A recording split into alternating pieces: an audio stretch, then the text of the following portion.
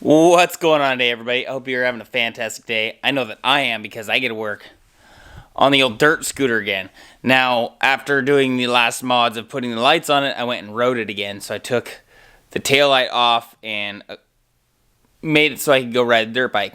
Went and rode the dirt bike, washed it. Now we're back, and it's time to get back to building ourselves a license plate. So we're gonna start building the license plate, and I also got a schematic for you guys so you can. Hopefully it will help kind of show how the wiring is routed.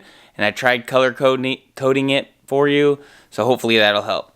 If you have any questions with it, leave a comment down below. I'll leave that schematic down at the end of this video, so go check that out. And I might, if I can figure out how to make it downloadable, I might make it downloadable. So anyways, we're going to get working on the dirt bike. We're going to build a license plate bracket for it. Now, I don't know if the DMV is going to love where it's at, but with COVID and everything, I'm kind of hoping that I can get it in and maybe do like a virtual inspection or something like that. Who knows? We might have to change it up, but for right now, this is where I want it. This is where I like it, and we'll see. We'll see if they like it too. If not, we can always come back and fix it, I guess, if we have to. Not wanting to, but hopefully they like it. You won't know until you try. Anyways, let's get to it. I'm going to start off by trying to figure out where I want to have this mounted and also how I want to have this mounted. So we'll go ahead, take a look at the back of the bike, and make a plan. So to start off with, the easiest way is going to be to get a piece of cardboard and cut out the shape that we want. I happen to find a piece of aluminum that's about perfect that I just had laying around. So something you guys probably won't have is a chunk of aluminum, but it's pretty cheap and pretty easy to get. So not the end of the world. I think even Ace and like your hardware stores have little slabs of aluminum for sale that are back in like a little rack by plexiglass and stuff like that. So it's kind of easy to get to, but I had some laying around here, so make do with what you got, right? So with that, we need to know how big the actual license plate's gonna be. I don't have one. I don't have inspection, so I don't have a license plate for this bike. Well, luckily, I've got the street bike. The street bike has one, so we'll measure that one. And it turns out that we have a measurement of 7 inches by 4 1/8 inch.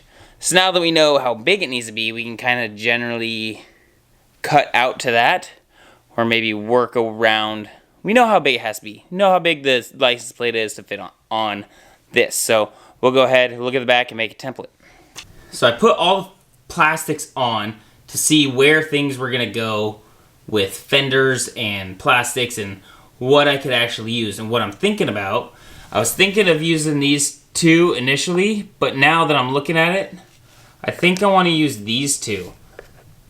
I like the way that they're nice and flat with each other, whereas these ones are kind of recessed, and there's a hole that we'd have to put a bunch of spacers or build a spacer and put it across. It would be cool to have it right here, but I don't think the spacers are going to be something that I really want to get into. So we're going to try building one off of these two right here. And with that, we got a little bit of a knockout right here that we need to come up, and then it's all pretty well flat.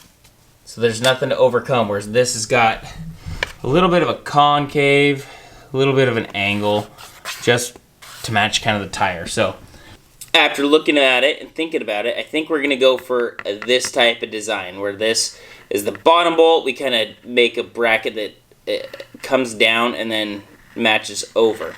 We should be able to fit our 4 1/8 this way in there, and it's almost 8 inches long, so we got an extra inch in there between these bolts and the exhaust. So let's go ahead, cut this out, and see if we can make a quick template. Well, a lot of finessing later, and I got a prototype of what I want to do. Now I've got a little bit of work to do around this corner. Still, I need to make that a little bit tighter to the bolt, and then we're pretty close to the exhaust over here, but the aluminum won't be as flimsy as this cardboard is. You can always tell if cardboard is going to be, or if it's going to work or not, when you tighten down your bolts and your cardboard stays flat. If it's flat, it should be fine because you don't have any weird angles between these two bolts. So that way it'll tell you if you're going to be binding up with the aluminum or not. Looks like we're going to be good with this. So take these two 8mm back out and build us an actual aluminum piece to see if we can get it in here and fit.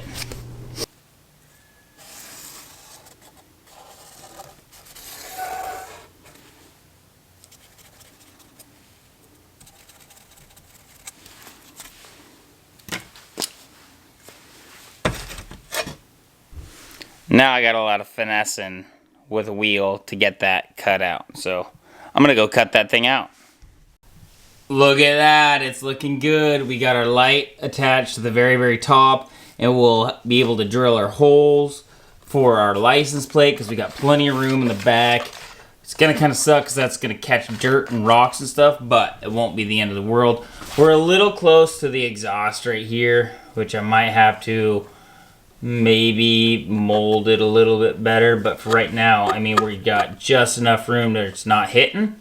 If I need to, I'll just pull back on it and bend it out. But the 2 bolts holding it on, and it's got this sweet little hole right here that we can get this wire through. So we'll go ahead, take that plastic off and get the wire back onto it. And this is the reason why I wanted this adapter, so I could actually take this and take the whole system off, so I didn't have this full of mud and rocks when I took it out on the dirt.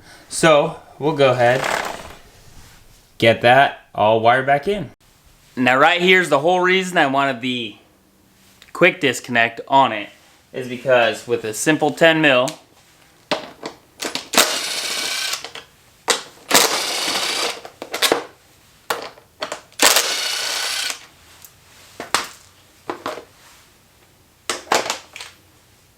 I'm able to run this up and plug it in just that easy.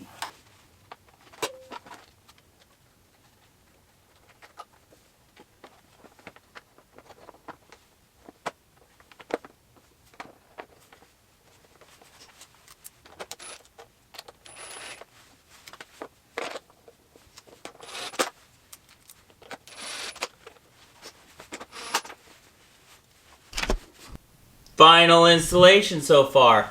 Looks like I need to bring this back that way a little bit, but that's not the end of the world. But here you can see the wire going right through that crease.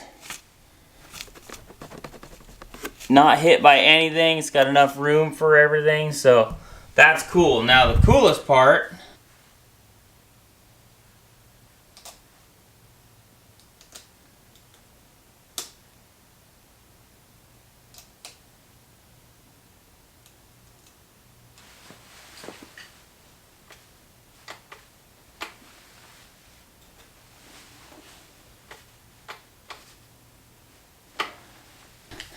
man, I gotta say that looks really cool. I like how that turned out.